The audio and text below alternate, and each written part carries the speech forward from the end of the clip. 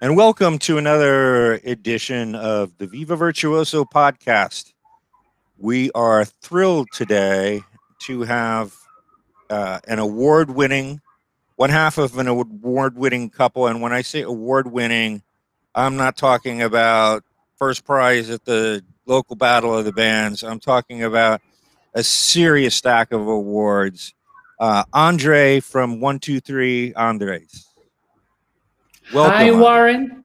Thank you so much for the invitation. It's a pleasure to be here in Viva Virtuoso. I don't know if I'm a virtuoso, but I love music and I love what I do and I put all my heart into it. Well, I think there must be something there because you did get a doctorate in music, didn't you? I did, and that also connects not only to the performance but the commitment to education, which I think that's what I took from my doctorate. I mean, so much preparation, research, writing, and really thinking about education and how to teach not only music but many things along the way. Well, let me ask you a question, kind of starting at the end, and then we'll get back to the beginning because I just have to know because it's such a rare thing, such a small percentage of a small percentage to have won a Grammy award, and that you have. Tell me what that was for, and what that, more importantly, what that felt like, and what that meant to you. Thank you, Warren. And definitely, it's an incredible roller coaster of emotions. Going through the process. We have been nominated three times, and one time it was before that happened, before we got it. So we were there in a meeting, and they called the names, and they called the name of the winner, and it wasn't us. So we had that experience, and a year after, we're sitting there again as nominees, and they call your name, and the first thing that goes through my mind is, my mom. I just thought about my family, about how grateful I was, and this connects to the beginning of our story. Very grateful to my family, how they always supported me in my pursuit of music, of art, as a creative person. They were with me the whole way. They have been with me the whole way. So it's an incredible honor and also an incredible commitment, because now you get the visibility, you get a platform, and you need to think really, what are you bringing to the world? What are you saying from that platform? And this is part of it. So part of it is being here and talking to you. So thank you for the invitation. And we try to continue spreading positivity, uh, lessons, messages that the families can enjoy at home and share with their children. That's so great to hear, and we've been fortunate on the show so far because many of our guests are not just good at music, but they're looking at their craft and their art in a way to say, how can I use my skills to actually improve society, even if it's just a little bit, how can I do that in my own way? And clearly through what you're doing, you're playing a big part, I think, an important part. And I think I would like to talk about maybe you growing up a little bit, if you don't mind. And I'm just wondering, were you in a musical family, or were you kind of the lone musician out there? Great question, and it really tells so much about who we are. And in my case, I was fortunate to be born in a family where music was present. My parents were not professional musicians, but they were music lovers. My mom, up to this day, she's always singing. She took some singing lessons, and she just loves music. And my father, up to this day, at 82 years young, he continues practicing his guitar every single day. He goes to lessons. He loves his guitar. I mean, that's his life. So from a young age, I was surrounded by music. I was surrounded by the appreciation of the arts and languages. And that's the other part that really connected and made my story possible. I grew up in Colombia, South America. Of course, Spanish is the predominant language there. But in my household, My parent was a lover of of languages. He loved languages. He has been studying English as a second language for decades. So he instilled that love for languages on us. And from a young age, he started talking to us in English, teaching us phrases, words, making it exciting for us. So I just grew up with that on my chip, music and languages. And that's what I thought about when I received that Grammy, when I received that recognition, is thank you to my parents. And so growing up with languages, what ones did you dabble in? I know obviously English because you have an enviable vocabulary compared to some people I talk to. But what else? Thank you. Well, Warren, we continue learning, and one of the languages that we have been trying to learn and include in our concerts is ASL, sign language. So I learned my alphabet. I learned some basic communication words, asking people, like, what is your name? My name, I learned that you can choose your name. You get your first letter. So for you, it would be W, and then something that makes you unique. So maybe your long hair. So you can say, your name is W, and people will recognize you because you have long hair, or piano, since you play piano. So W, and just playing the piano. So that's a little bit of ASL. Oh, we love Portuguese. There's so much beautiful music in Portuguese that I continue trying to learn, listening to music, hearing comedians. It's just fun to sit down, and when you watch Netflix and you're gonna watch a comedian, why not do it in a new language where you can learn one or two words? So that's how I learned a lot of English. Just watching American TV. I was a great fan of sitcoms, and at some point I was able to watch it and immerse myself completely in English, maybe with the closed captions. So I was reading and listening at the same time and just absorbing it. Yeah, the only thing is with the sitcoms up here, if you say something funny in real life, like not everyone laughs behind you, so you have to adjust to that. Exactly. I know. I was like when I came to the US, like, where are the claps and the laughs? Well, so your pursuit of education and music took you through, I'm assuming, learning at least one instrument. I know from your pictures that you play guitar. Is that your native instrument, or did you start with something else? Well, I started with guitar at home, learning from my dad. Then I went to the conservatory in Colombia and I started learning clarinet. And that was my main instrument for decades. So that's Wow. that's what I went to school for. I did my undergrad, my master's, and my doctorate in music on clarinet performance.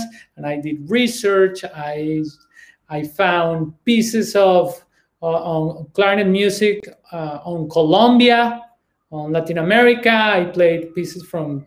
I did premieres and I commissioned pieces of new music with electronics and clarinet, and I toured around colleges performing this. So it was very exciting, and I was very immersed, particularly in the new music, contemporary music world. But then when children's music came to my life, it was a tough decision because it was an important part of my identity as a clarinet player.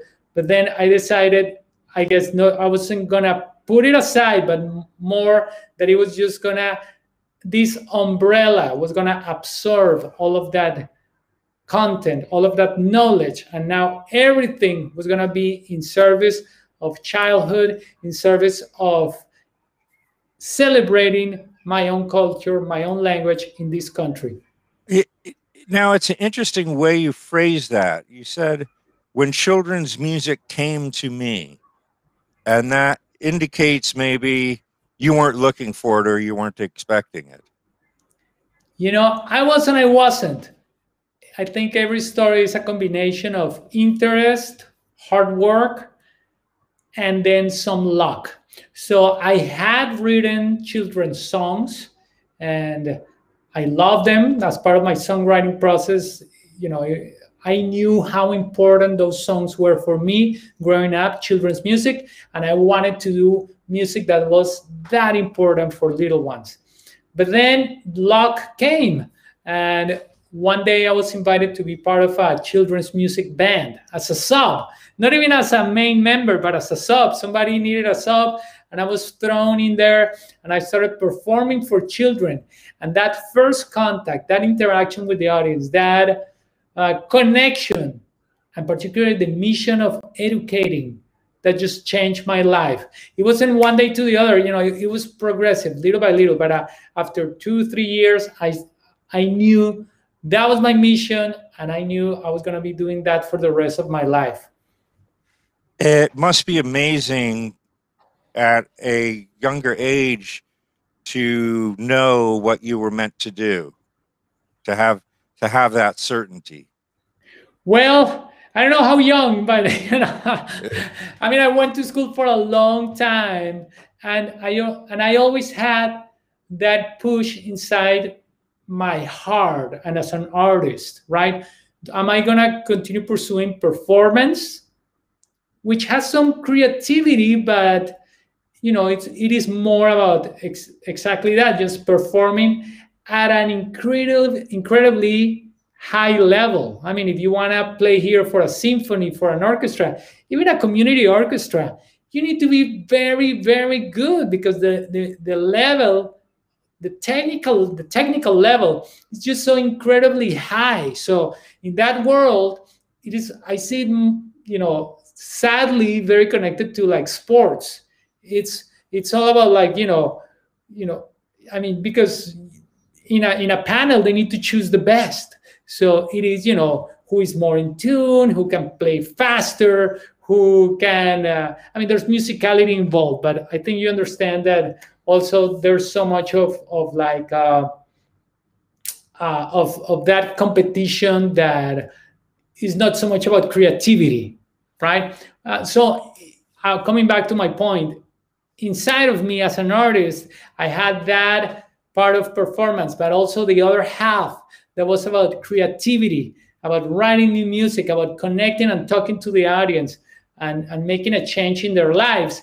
And, you know, finally, I found that opportunity with children's music to bring that message, to connect, to be part of people's lives, to really, you know, touch people's hearts. So, I mean, it is possible in both ways. That was just my path. So, and your eyes light up every time you mention children, and I certainly understand, you know, love and everything for children. But what is so special? What is so different about performing and educating children than working with an adult audience? I think in a way, I don't know if I'm immature, but no, I keep enjoying just play, being funny, being silly. That is just my personality. So I connect in a very natural way with children. You know, when I go to performances, sometimes the children ask me, "Are you an adult or are you a child?" And I love it. I love it because we are connected, and we live, you know, my persona as a performer, we live in this limbo that, you know, I'm not an adult and I'm not a child. So I love how this working for children is keeping me young at heart. And it's very common among my peers that that's one of the traits. You know, we connect with childhood because we have to be thinking like children. Let's say, you know, how do they see the world? You know, what is magical and what is special for a child? So I think that is one of the things. And the other one is when you start getting the love of children and their families and their parents, because now you're part of their life, and you have that love, that commitment also, you know, as between audience and an artist. There's nothing like it. and it stays there forever. I think, like we were saying, what you taking in the young years of age as a child stays with you for your whole life, even if you don't remember it. Video. So what else I wanted to ask you was about the process, the creative process of writing a children's song, because I think an adult musician would think that writing a child's song is probably a very easy thing to do because, after all, you're just writing for children. But I have to imagine there are a lot of like really crappy children's songs out there. And for you to win a Grammy for writing children's song, there must be something about your craft that you've learned or applied over the years that makes you like really good at writing children's songs. So what does that take? Thank you, Warren. And I think, you can do a good or a bad song for children or for adults. So that is true. And it depends on how much love you put into it, or of, which skills are you using. So for us, we just think every single word. You don't wanna be too preachy, because that's one of the risks when you do music or content for children. You don't want to be too preachy or too literal, but instead, maybe you want to bring a story that the child can relate to, a character, and that way you can bring your point across. You can bring the lesson or the message, or because any song is about communicating. Even the songs for adults, right? You want to impact your listener. You want to maybe create change, or create empathy, or bring a feeling. So it's just the same with children. And for us, we like to keep it, let's say, if we want to talk about differences, we like to keep it a little bit shorter, but doesn't mean simpler. We want to add some repetition, but without just being annoying, for lack of a better word. But now, Warren, I'm not going to tell you all of my secrets, because the moment we hang out, you're going to start writing these children's songs, and then I don't know. You sound like you're pretty good at it too. So me on one device and you see me on another. So here we are. Hi, Andres. How are you doing? Hello, Nick. Thanks so much for joining us. So yeah, Warren is right. I did have some questions. Tell me this. The approach of language and learning through music, how much of a difference does that make, not just for kids, but for adults? Great question. And the beautiful thing is that for a child, there's no difference. We learn languages as inherently, right? It's one of our, now I'm forgetting the word, even in Spanish. When I forget a word, I forget it in both English and Spanish. But anyways, our brain is wired to learn languages, because that's a key part of survival, right? And the brain is open, because you can put a child any part in the world where a language is spoken, and the child, if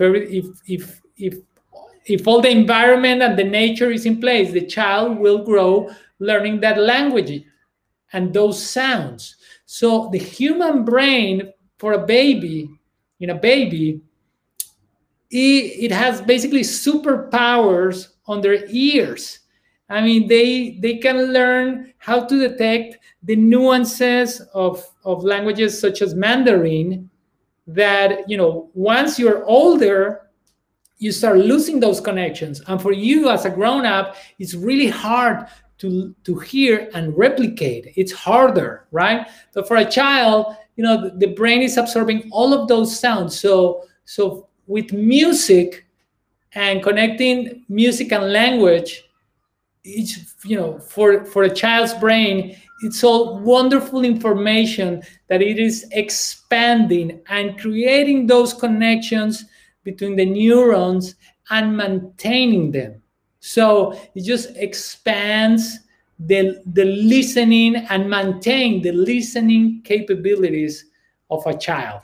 So I'm talking about, about the connection between language and music, and how is it different between children and adults. I think it's all the same. I think, language is just a great vehicle to teach. Music is a great vehicle to teach language at any age. Yeah, it's a form of communication in and of itself. Do you think music makes it easier for adults to learn too? Have you tried that? Oh, I think so. I mean, we don't write a lot of music specifically, or we don't work out directly with adults, but we do get messages from our parents. Oh, I'm learning, I'm listening all of this music. Sometimes they're not Spanish speakers, so I'm listening to all of this music with your child, and I'm learning myself. So they enjoy the ride, and that's one of the keys. Same thing with music, right?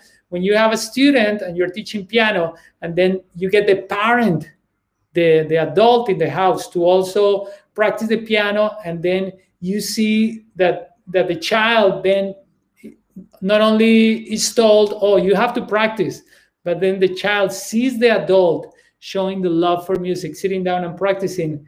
That is, when the magical connection happens. And that's what happened to me. Nobody had to tell me that learning a language was beautiful and it was important, because I saw my dad every night learning a new language. So for me, that was the lesson. That's amazing. So learning a new language, I mean, there's a benefit in that you can communicate to people or peoples that you hadn't before. But is there a benefit in learning multiple languages that you found that extends just beyond the pure ability to communicate? Great question, Warren. And well, I've read studies that suggest that the way the brain is wired when you speak different languages helps you in the future, particularly with problem solving. And that just makes perfect sense, because when you speak different languages, your brain is all the time looking at a concept, looking at a word, looking at an object, and remembering and thinking and processing on real time. How do you say this on this language, on that language, on that language? And the beauty that we live in I think, what is going to be in the future, a bilingual society, or or trilingual, a multilingual society, like the United States. You can be walking in a street and you can interact with one person in one language, and then turn around and interact with the other one in a different languages. And that's also how you see the world. And that's why it is so important, not only because of language, and which is connected to money, right? Because in some places of the country, if you're bilingual, you're going to get better jobs, and you're going to be able to be a manager, because you need to work with different populations, but also because of empathy and the heart. And sadly, we've seen in many countries sentiments that going the other direction, that they say, oh no, we should be monolingual because this is who we are. And sadly, some of these leaders, they are monolingual, and that's what they bring into the world. And nothing to say about monolinguals, but that monolingual reality makes sense with the words and the negativity they spew.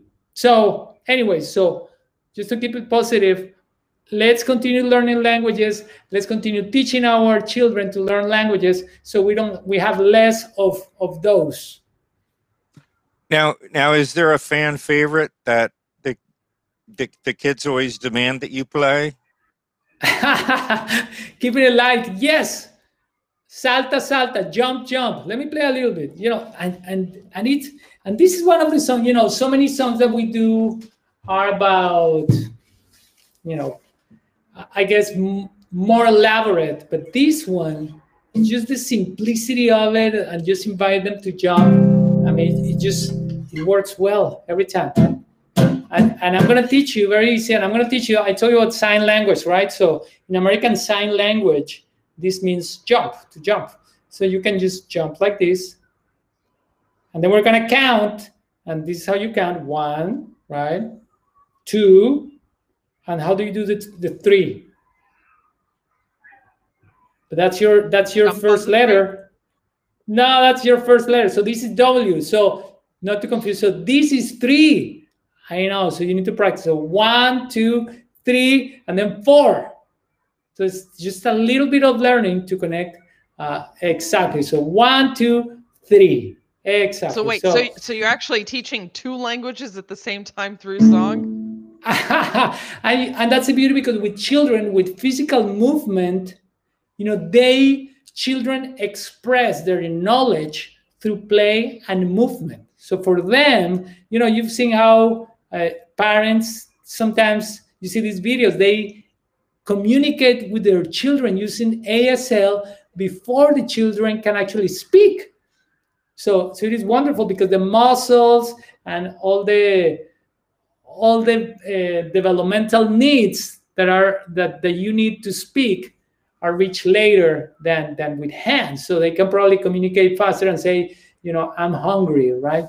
So anyways, going back to salta, salta, jump, jump. So first, you remember, you jump with your hands. Here we go. We say, salta, salta, 1, 2, 3. Salta, salta, 1, 2, 3. Here we go. 1, 2,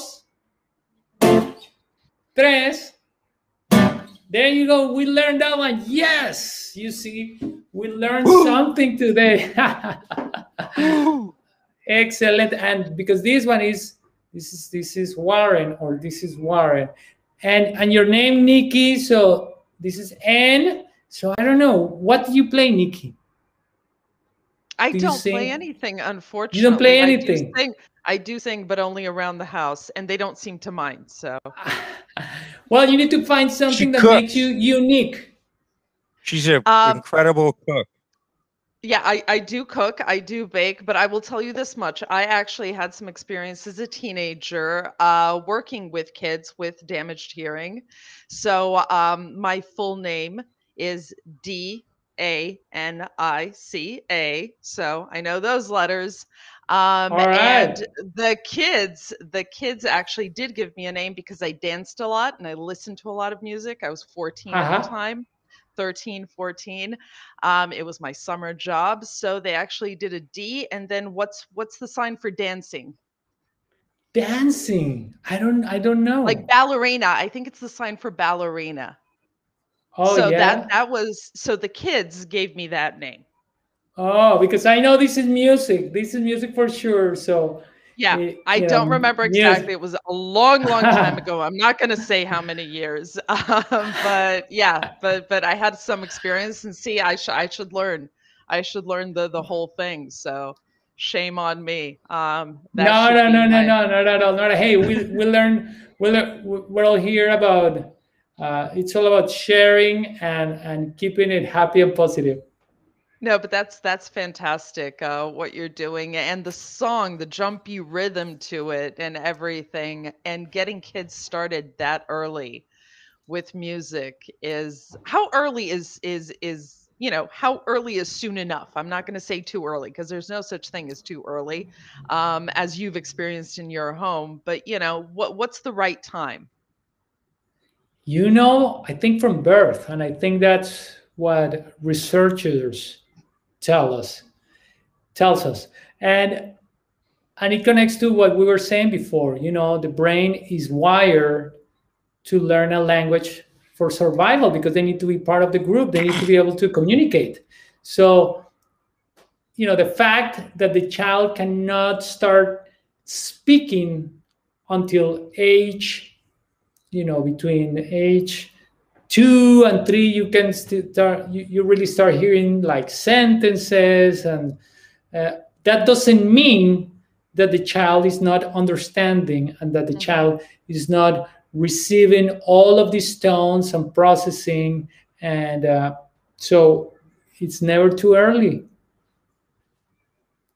Is it ever too late? Neither it is, because you know, did you see I wonder that about beautiful... myself here. I'm about to, like, when we get off this, I'm going to practice Liszt. Yet I'm having difficulty counting to 3. So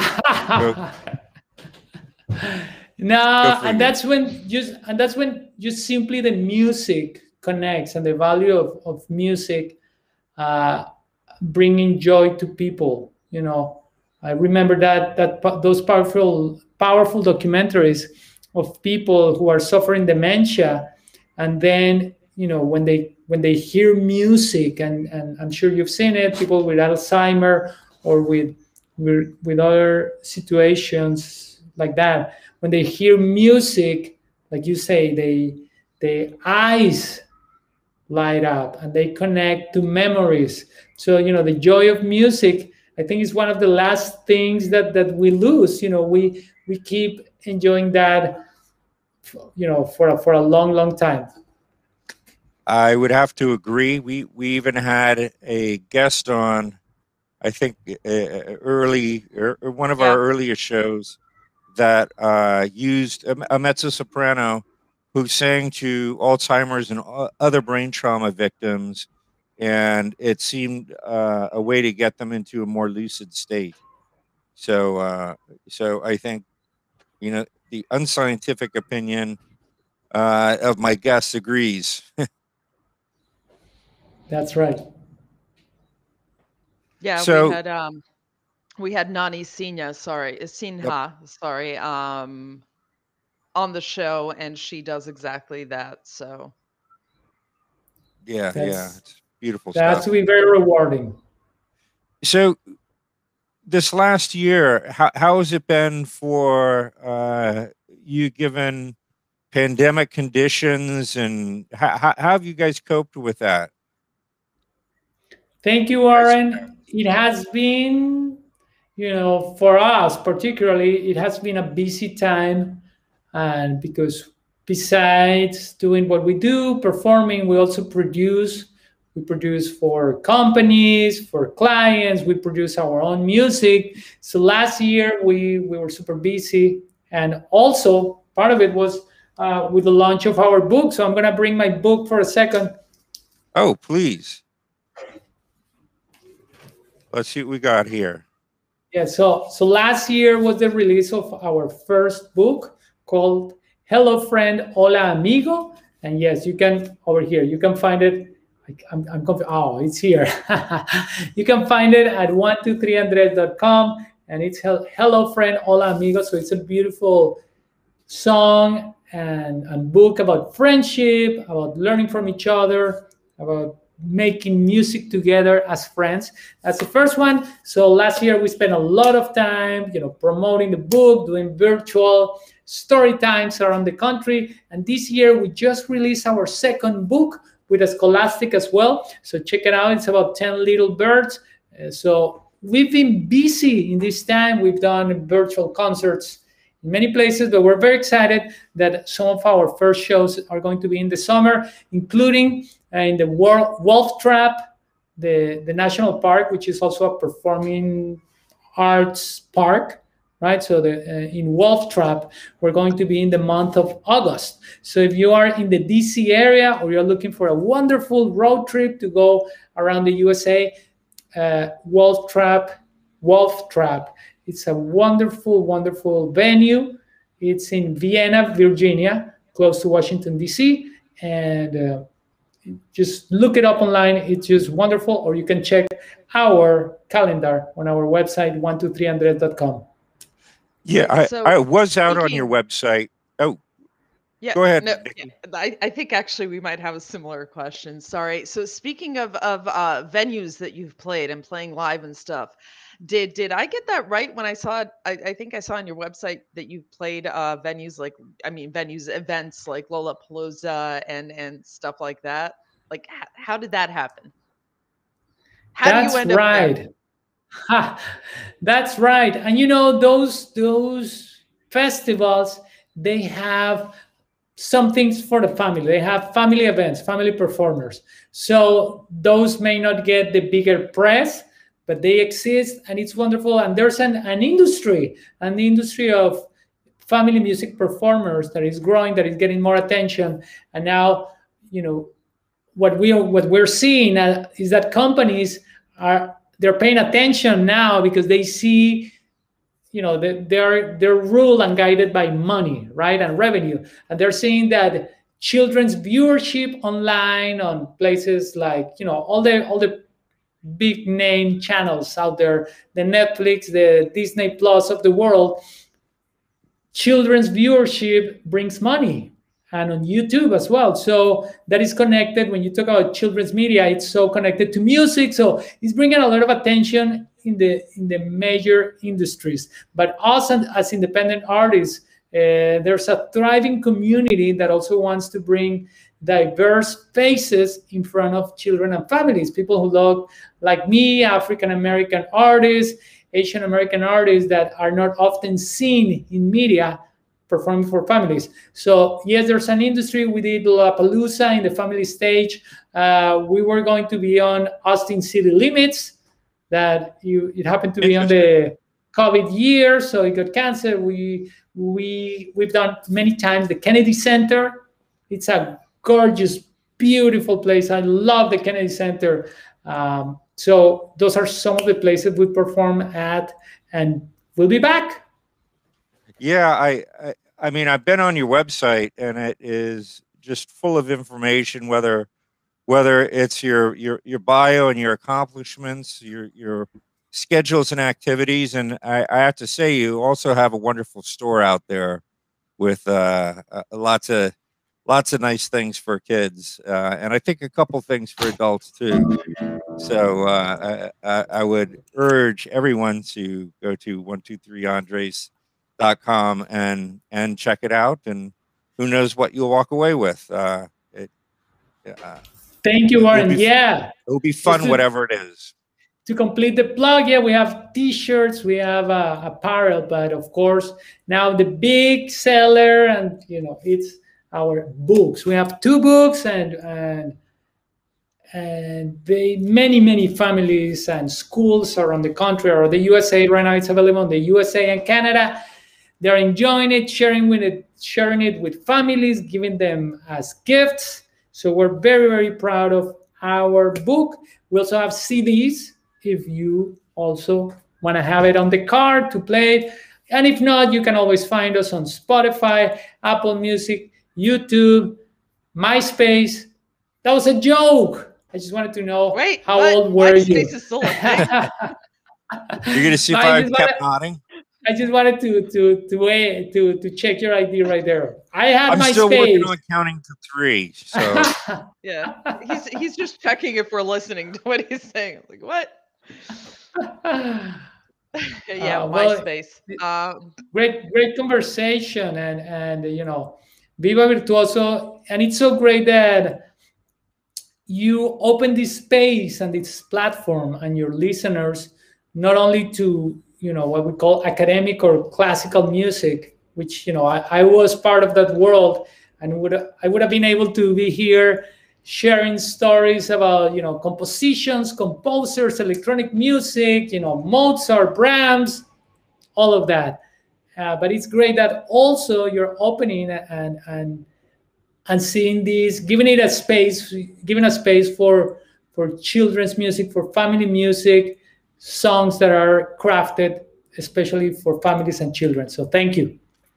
We live in a world where I think, yes, thank you, where we need those positive messages, and kind of Nikki knows this as well as others behind the scenes.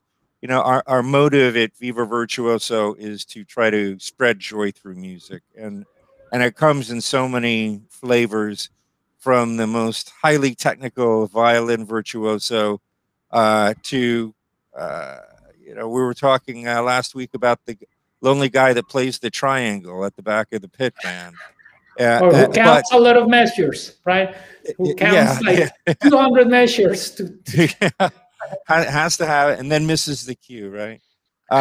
But we believe that there's, on an ongoing basis, we're going to try to present content that is uplifting, that is edifying, that makes brings people together, however possible. And there's no denying that children aren't a huge part of that sector, and they aren't a huge part of the population that's really had a tough year. So respect to them. We need to look after them. Yeah, living and learning. Well, in closing, Andres, I'm wondering, unless Nikki had any other questions, do you? Oh, yes, I do. Okay. I have questions from our good friend Joe. Don't forget Joe. Yes. So, I don't know where to start. Wait, I'm limited on time. No, this can't be happening. I need to really quickly plug in my computer. One quick second. I'm gonna plug into power. Right, go ahead. 1 quick second. Go ahead. Luckily, I can edit all of this. Sorry, Warren, I do have a couple of more questions because we do. I'm curious, but also we do need some more material for editing and stuff. Okay. Yeah. Then just close out. I'm already going to edit a few minutes here. Yeah, I'm already going to edit a few minutes here, so we need a couple of extra minutes of material. Okay. Just in case. Yeah, that's good. We are back. It's crazy hair. And we're back. That's why I wear a hat. I don't ever have to worry about my hair. All right. So, Andres, you just mentioned your background in classical music and listening to music in your home and all of that. The one thing we didn't touch on here is really sort of how your career developed. You talked about discovering sort of your path and what you were meant for, but when you were a kid, what were the first things that you got started with? What was hard? What was, what were the difficulties that you had to get through? Because music isn't easy. It takes a lot of practice, right? That's true. And discipline was a tough one for me, particularly with the clarinet. And the clarinet is such a difficult instrument. Oh gosh, like any wind instrument, it's just so difficult, including singing, because there's so much of it that happens inside your body. And that's 80% of the game. Like your teachers are trying to tell you what to do inside of your mouth, what to do, with your diaphragm. And these are things that are not visible, like, pianists and, and string instruments. It's a little bit easier teaching because everything it's outside of the body, right? But with the wind instruments, it was so hard. So for a while I was doing, something with my embouchure inside of my mouth that I think it was just holding me back. So part of that, it was discouraging for a few years. And, but what I learned from music is just, not giving up and just being, patient and looking for different teachers, looking for a second opinion. And it took many years until I started understanding what was supposed to be happening inside of my mouth. And I don't know if any of you and maybe some of your listeners who play wind instruments or who can relate to this, that it is tricky. So it wasn't easy, but I was in love with music. I love the magic. I love being on stage. I am kind of like with people would call a ham. I like attention. I like to, tell stories and all of that. So luckily, I found a positive way to utilize those, yeah, those gifts in a way, and that love for communicating. Yeah. So aside from learning languages, what about what is your message to kids who want to get into music and learn an instrument or learn how to sing? To kids that have that, pizzazz, that want to get out there, that want to be on stage, that want to connect with people in that way. What's your message to them? That is a great question. And I think it would be just to find joy in performing, right? Find the joy in music and not letting it become a competition, because there will be always somebody better than you. There will be many people better than you, and you will be, quote unquote, better than some other people. So, you really need to find joy inside of yourself. And number two, stretch. you know you don't know, I mean, like, how many stories do we find, and one of the, and I personally, I've had to fix my own body after, decades of practicing instruments. You start changing your body. So interestingly enough, in one of the places that I, in the midst of traveling, of touring, we were in Los Angeles. And of course, in Los Angeles, you find all kinds of services for artists. And there I found a wonderful therapist, physical therapist, who specializes in performers, in musicians. Just the same way that there are therapists who specializes in athletes, right? So she is a pianist, violin player who had to stop performing because of pain and problems with her posture and whatnot. So she went to school and she became a physical therapy. So if anybody wants to check her out, I cannot recommend her enough. Her company is called Opus Physical Therapy. And she's in the Los Angeles area, but she also works virtually. So if any of you want to get a session and learn how to, improve your posture, or, prevent any type of problems down the road. So Opus Physical Therapy, she's great. And so that's my advice. Stretch. We can do a little bit of stretching here while we talk. Yeah, you've got me thinking about my posture now. Right. Before I hand it over to our band leader, Warren, Andrés, muchas gracias por estar con nosotros aquí hoy, and all the best to you. Wow, wonderful. Now I feel like I have to reply like in French. De rien, merci beaucoup.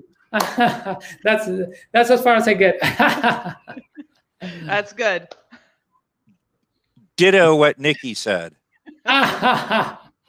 Wonderful, wonderful. Well, it's been a wonderful time we've had here, and I've learned so much and just admire the work that you do, and it's so valuable.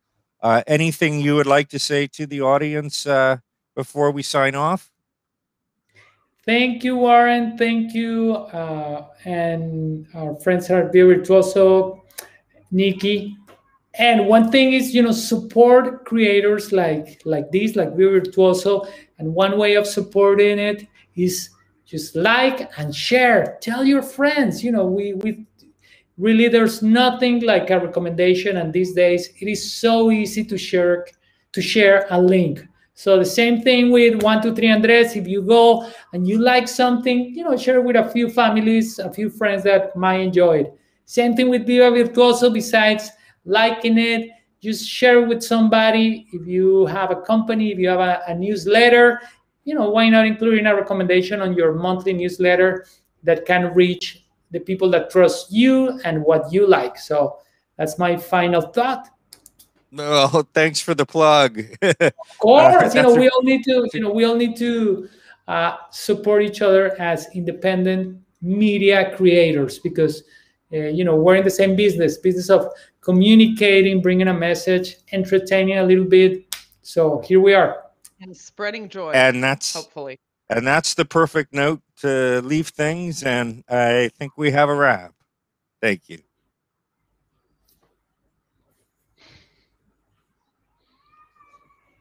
And Right, cut. well, cut.